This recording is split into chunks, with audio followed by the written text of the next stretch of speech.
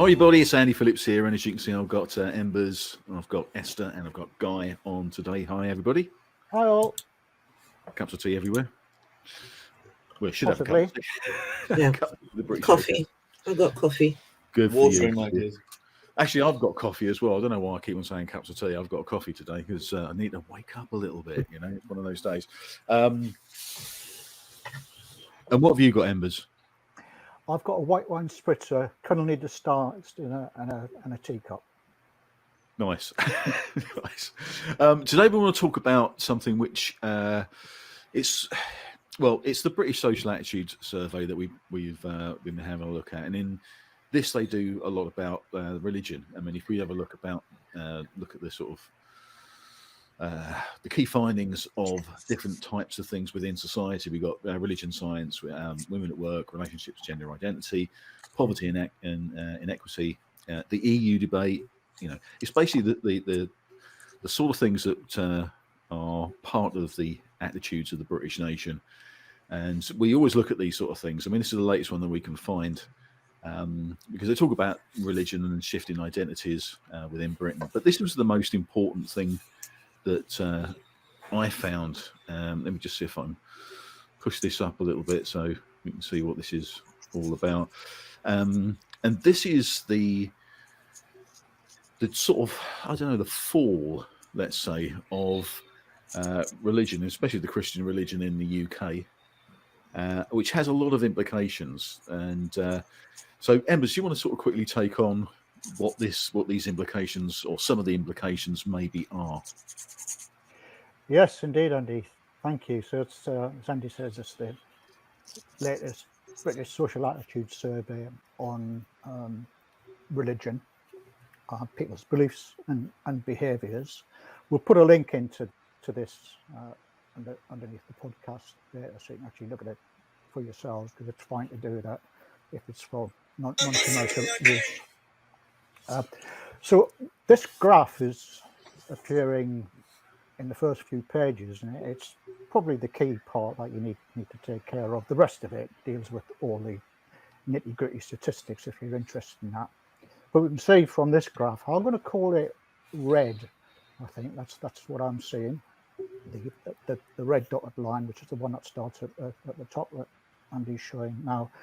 That's showing a steady decline in religious belief, namely Christianity, over the last 2 decades up till about 2019. The green line, turquoise, whatever, we all see colours differently. The one that starts at 30 there shows a steady increase in non-belief, which obviously includes us atheists. And the yellow-orange bottom line there shows a sort of fairly steady, a very slight increase in belief amongst non-Christian religions. So that's sort of fairly static, that one there.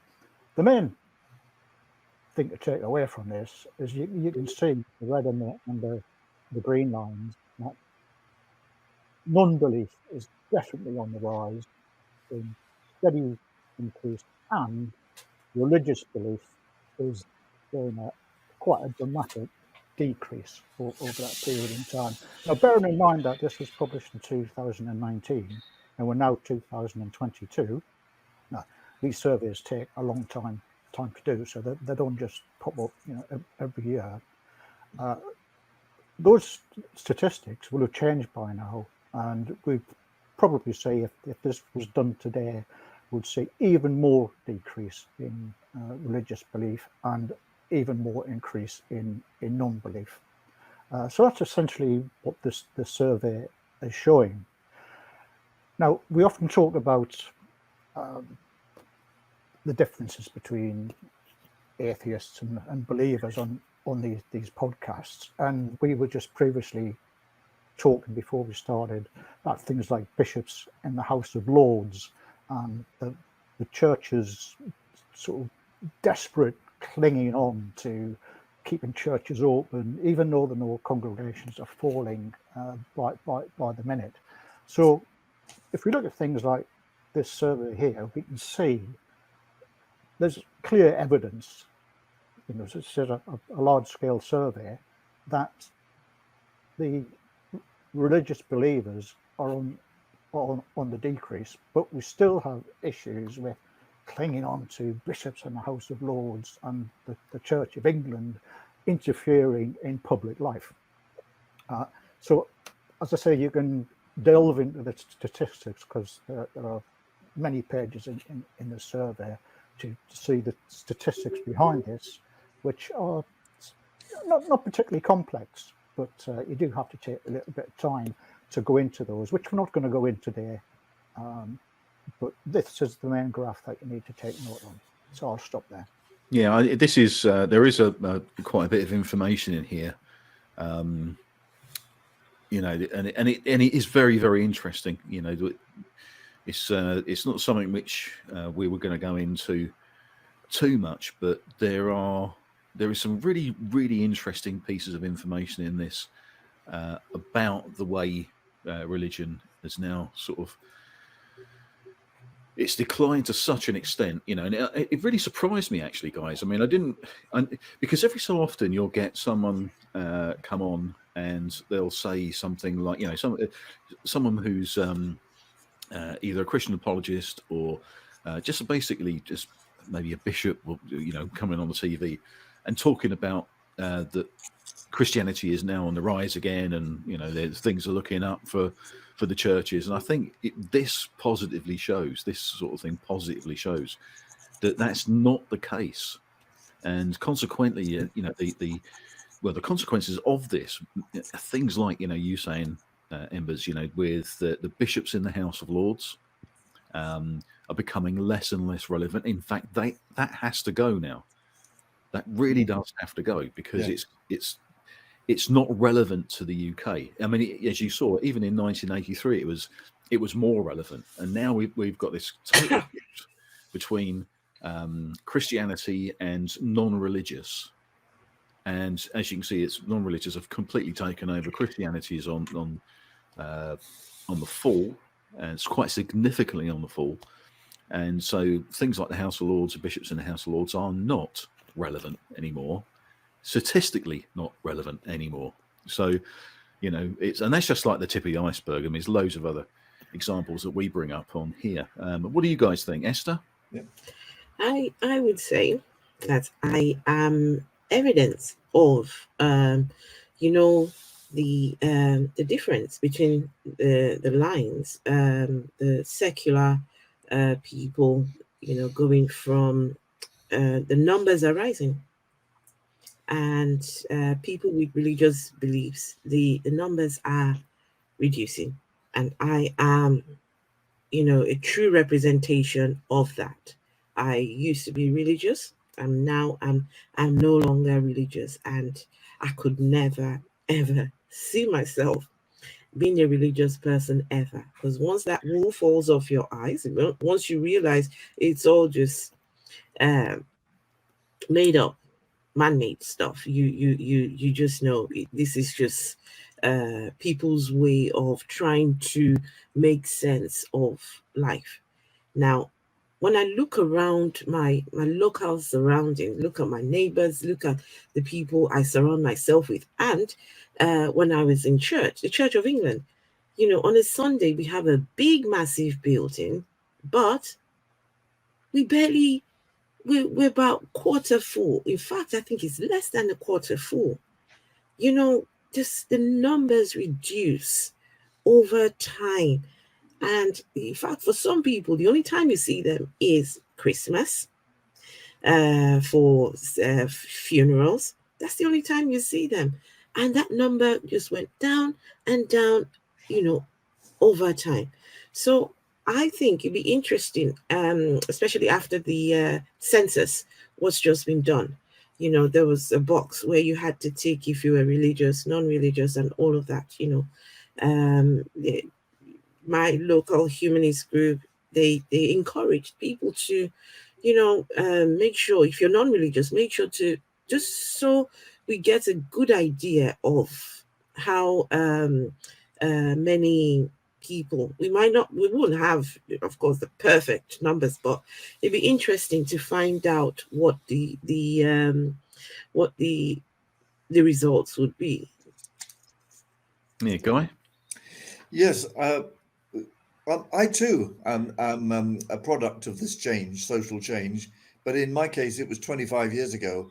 I left the Quakers when I finally came to the conclusion that there was insufficient evidence to believe in God. And of course, I used to be a lawyer, so I did think in terms of evidence.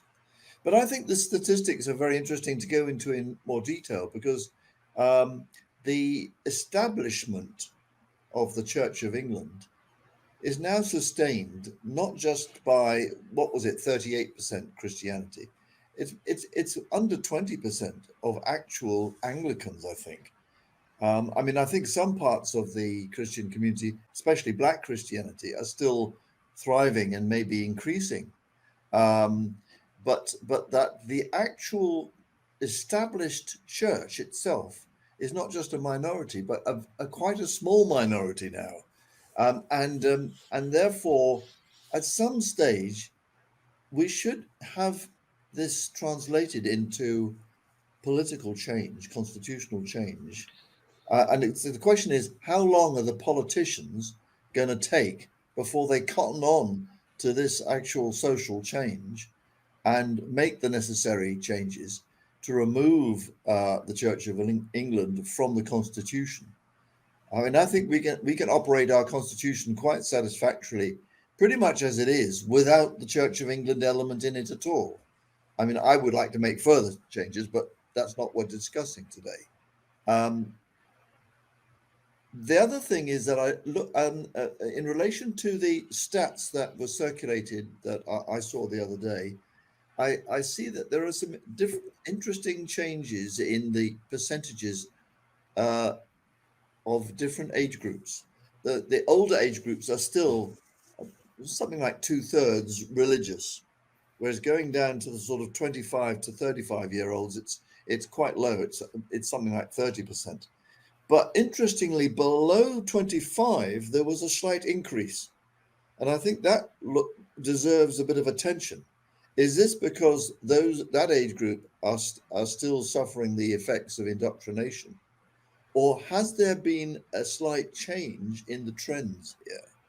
And that's something that I'd like to sort of understand if we can get to that point and get some evidence or get some indication of what's going on with the very younger age group. Well, I think that's a good point, Guy, because there'll be various reasons behind that. Some will be indoctrination, of course, but young people of that age range are still at the age where their minds are still formulating. Your mind is still developing until you're at least 25. People think, well, I'm 18, I'm an adult. No, you're not. Your brain is still developing for several years after that. So, some of those people, young people, will be in the stage where they're exploring the world.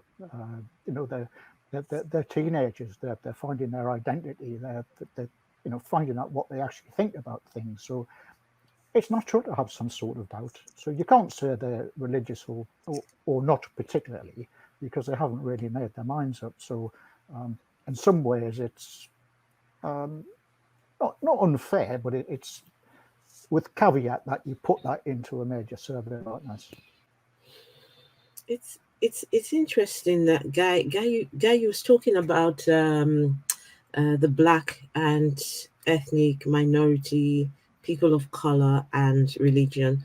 That it's possible that demography is increasing.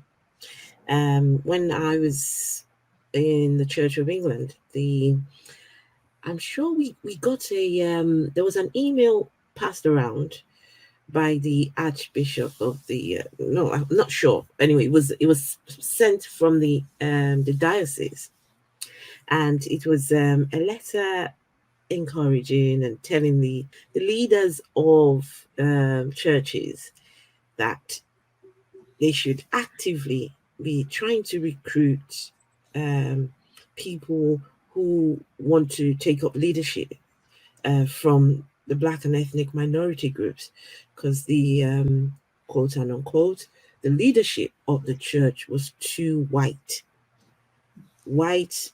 male dominated. And you talk about social change, the demography of the church, the leadership is not a true representation of what we have in society. So there was an active drive. I was sent that letter. I was sent because I asked for a copy. I was told when I made my intentions known that I may want to do the course at the theology school, but I never ended up going. But they said, oh, we actually, yes, we would have you on. You were very eager to have me on, and they talked about this letter. I said, is it possible you can send me a copy? And they said, yeah, we can send you a copy. And I saw the letter. Oh, I see what they're trying to do. They're trying to actively recruit people from these groups.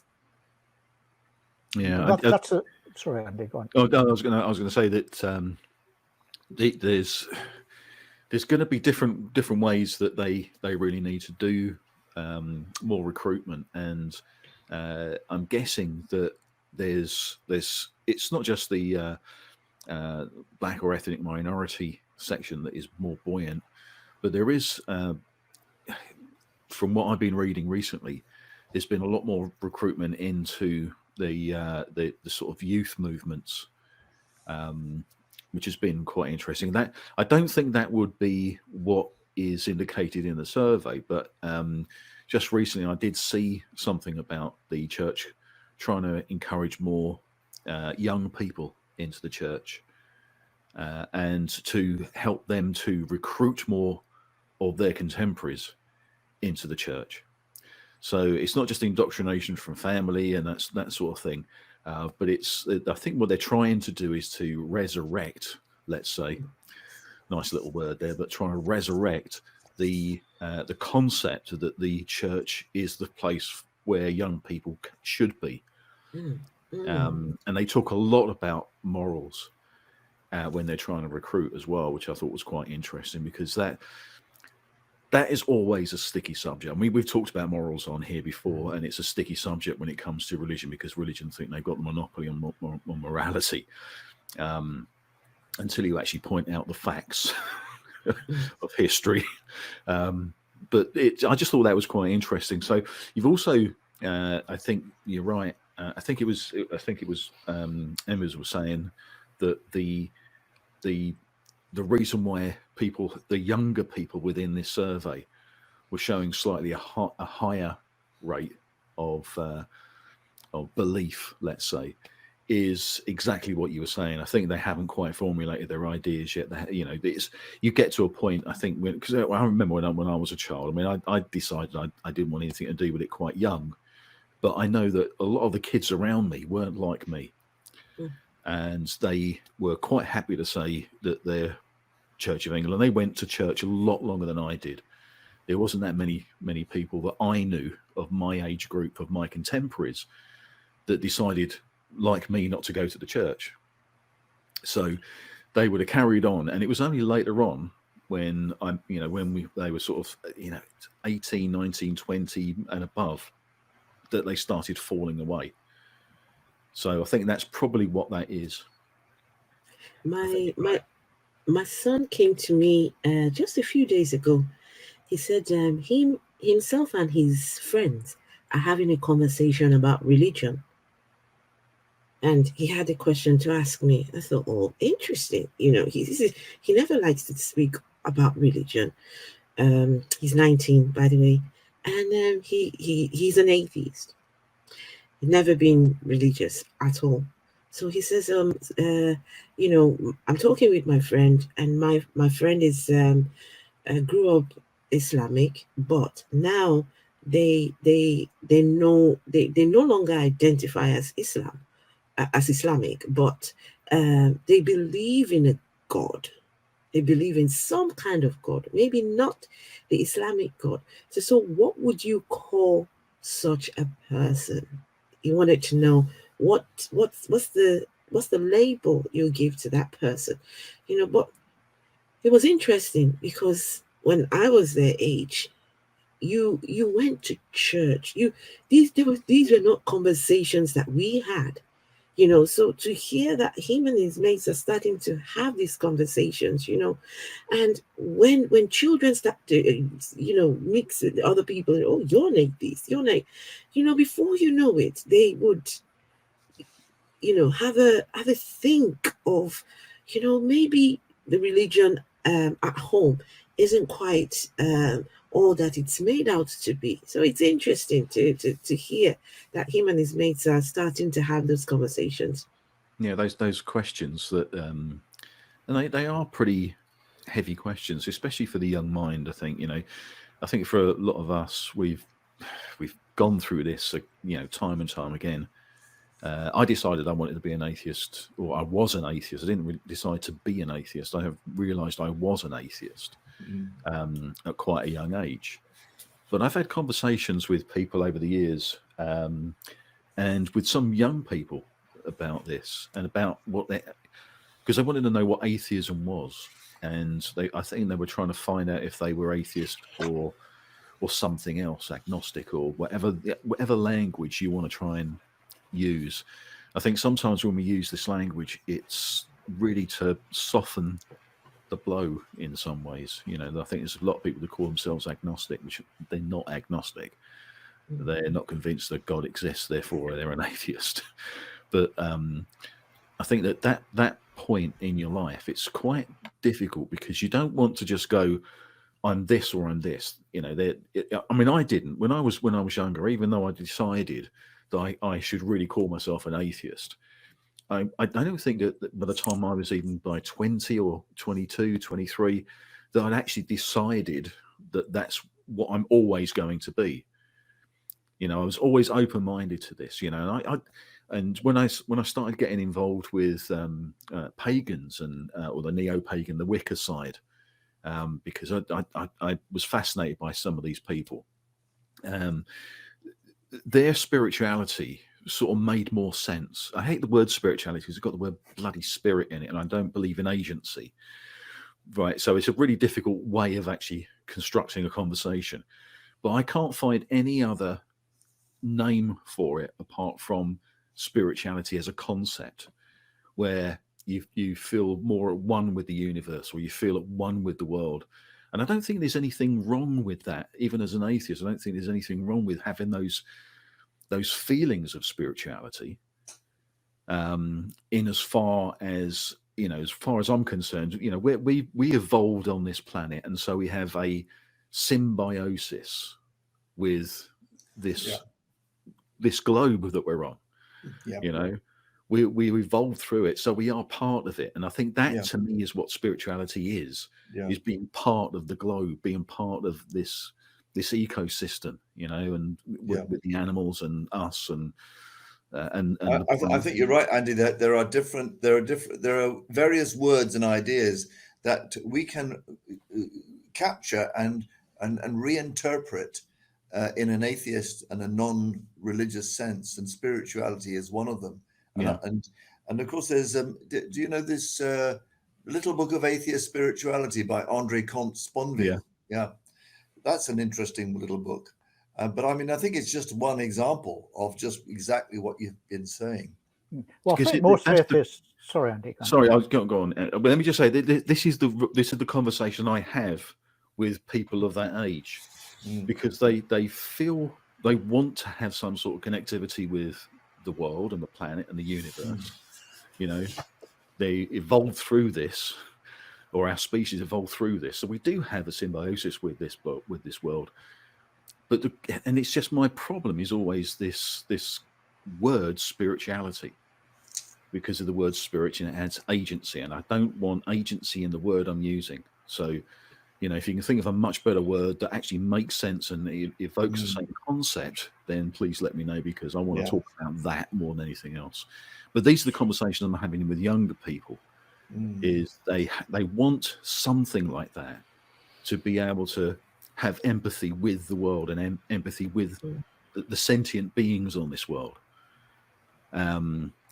without going to religion, because religion is not what they're looking for.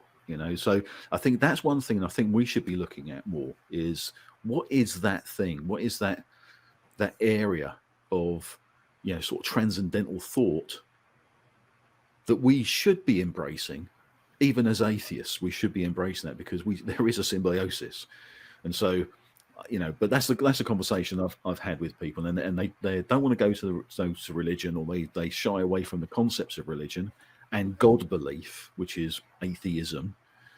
Going away from that belief in God or gods, but they do have something which they want to express further than just going, everything's nihilistic, because it's not nihilistic, and atheism is not nihilistic. So that's the sort of conversation I'm having, and I think that's where people of that age are struggling mentally with, what is right, what is wrong, what do I feel, how am I going to act, what do I believe, what do I not believe? That's the thing I think is most interesting, those conversations. So the question, or the conversation you had with your son and his friend, is an incredibly interesting conversation. And I think what we've got to do is to have answers to those things. I also think that part of the struggle could be people trying to find a label to call themselves. They get to a point where they're thinking, do I really believe? Am I, when they start having these doubts, they think, okay, so what am I now? Am I an atheist? Am I agnostic? Am I, they start to look for the labels. I think that to help people when they're struggling is not to get hung up on the label, right? Just go through that process. Your doubt is valid. Your questioning is valid, very valid. And your whatever label you call yourself, you could be agnostic tomorrow, and then the other day you okay, I'm an atheist. You can switch between, and just don't get hung up on what you call yourself. Yeah, Embers, what was you going to say? I sort of crowded everybody out. It's like, when was that? Yesterday I was going to say something. No. Oh yes, the spiritual thing. I think the most experienced atheists, and certainly non-pedantic atheists, would know exactly what you mean when the word spiritual is used. We hear it all the time. As long as you're not using it to refer to something that's outside of the natural world, most people in general understanding know it just means, there's something else. For me, it just means taking in awe of this fantastic planet that we live on. I have a fantastic interest in nature, animals, plants, the sea, everything, the universe, planets, all the discoveries there. I don't use the word spiritual, but that's what I'm sort of getting at with that. I can appreciate that. I can understand everything behind that and what it stands for, and I'm part of it. It's great. But don't say, oh, I'm spiritual because I think there's something else out there. No, you're getting outside of the natural world now, the natural world which you are part of. So don't go all wishy-washy, even though we know spiritual is a bit of a problematic word. I don't mind people using it, but I think that the problem is the concept of agency. And this is where you're using the word spiritual has the word spirit in it, and that has the connotation of agency. And I want to talk about this awe-inspiring feeling that you can have without using the word spiritual, because it bugs the hell out of me. I don't know why. I think it's because it has that element of agency, and I want to find a different way of expressing it. Because the one thing that really sort of annoys me is when we talk to theists, especially theist apologists, is that they tend to believe that we believe in nothing. Because we don't believe in a God, therefore we believe in nothing. It's a black and white fallacy, but that tends to be the way they argue. You know, if you don't believe in God, you believe in nothing. You're a nihilist. And Well, the only time disingenuous, you know. the only time I use the word spirit is when I'm referring to tequila. And to be fair, I have had some spiritual experiences on tequila. Yeah, in pubs. I've had some transcendental spiritual experiences in pubs as well. But yeah, I just find it quite fascinating. It's the sort of language that we use and how we express ourselves, and how it can be so misinterpreted, especially when you're talking to things. Because things have a definite way of thinking. And it's very difficult sometimes to talk to someone who is not just an average churchgoer, because as I've told you before on this podcast, I know quite a lot of people who go to church who don't believe in God, and it's not the reason they're going to church. It's more schools and culture and society and all those sort of things, which is fine if that's what makes them happy. But when I'm talking to people on a one-to-one basis, and I want to be serious, I want to talk from the heart about stuff and how I actually feel, I find it quite difficult with terminology. And I've had to try and really, really express it in very, very black and white terms. Yeah, but it's difficult when you're speaking to people who say, "Oh, do you believe in God?" It's not a conversation I ever have with anybody. I just, I don't get into those things. But if you do happen to get into a conversation, do you believe in God? Well, so yes and no. I'm more spiritual in that. And okay, right, that's red flag to a bull now. What do you mean by that? Well, I don't know. You know what it is. It's just some spirit or something else out there. No, what do you mean? And they can't explain it. I know it's a difficult word, but they can't actually even say what they understand by it in other words. So they just seem to be saying something. It's almost like a mantra. There's something else out there. There must be something else out there. Yeah, but I think, don't you think that's because they can't? It's a bit like my problem explaining exactly how I feel. If you suddenly talk to someone who is not versed in having these conversations, your mate, for instance, your friend, one of your family, we never really talk about these sort of things, and this conversation comes up, and it has done with people within my family and friends over the years, and it's when they say that, I find it quite it's difficult. I understand how difficult it is for them to express what they feel, because they may not logically believe in a God, but they may feel sort of religious, but they don't want to say they're religious. So what they do is they say, well, I'm not really religious, but I feel there's something out there. And to me, that's now is a wishy-washy way of saying something, and I do sort of probe more. But I understand why someone says that, because they haven't really thought it through. And when you ask them, if you do probe them and say, what do you actually mean by that? What do you mean there's something else out there? There's something, they don't know what it is because they haven't formulated it. And it takes time to actually, you've got to go away and think about this. What do I actually mean?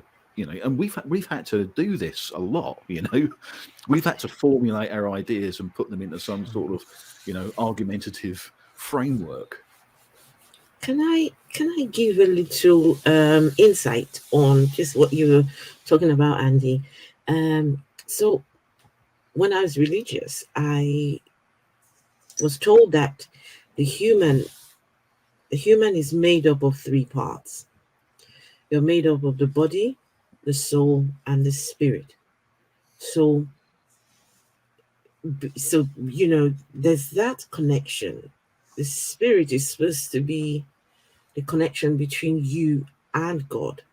So you're made up of some form of something inside of you that can connect to God. So when I came out and realized, okay, spiritual and soul, those two things, it was hard to accept that there was no such thing as a soul. And then this part of the body that we say is spiritual. This is the part that connects us to God.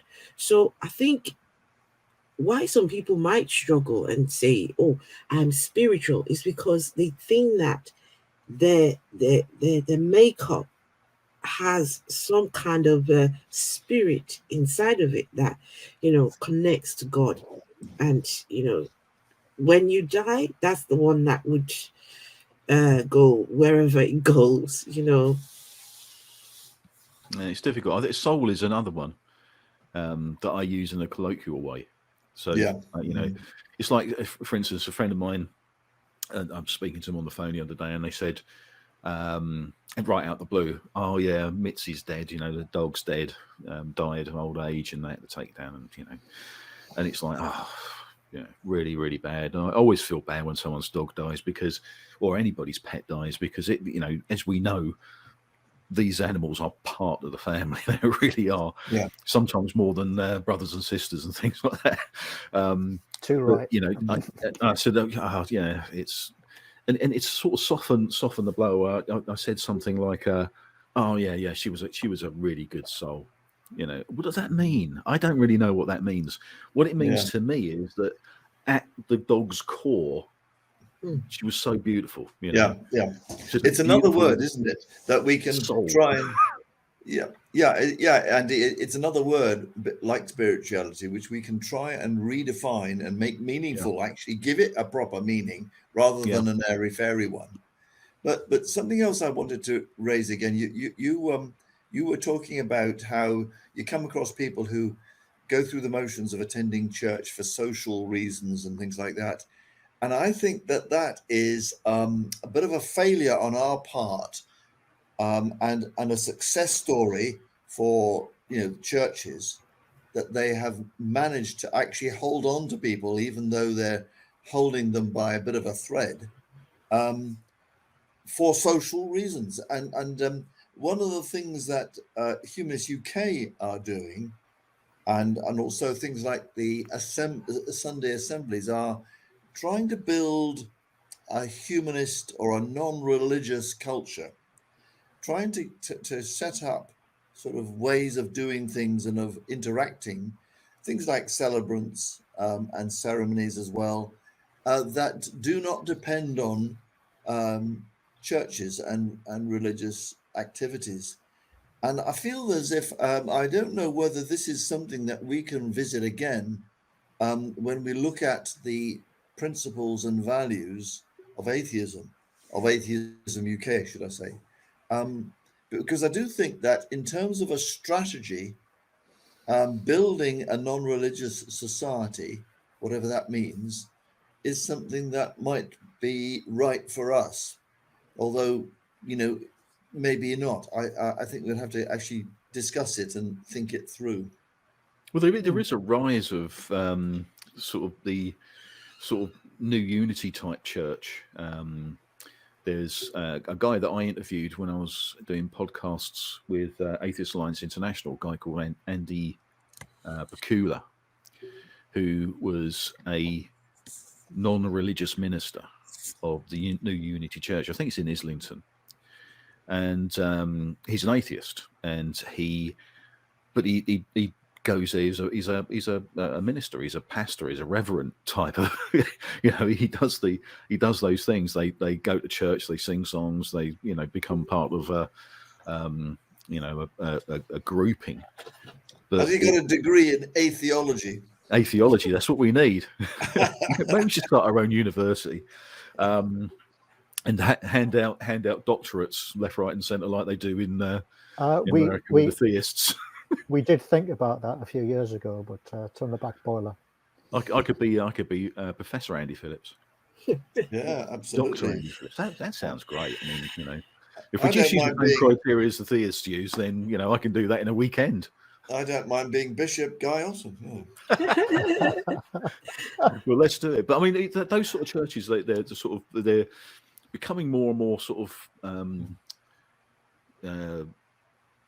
relevant, I think, for a lot of people, because they want some sort of community, and there's no reason why that shouldn't be that way. I mean, there's a few things like that. There's another guy I wanted to talk to. I can't remember his name, but it's a couple of guys who started off doing sort of stand-up comedy, but they have that sort of hippie vibe, that sort of hipster hippie vibe.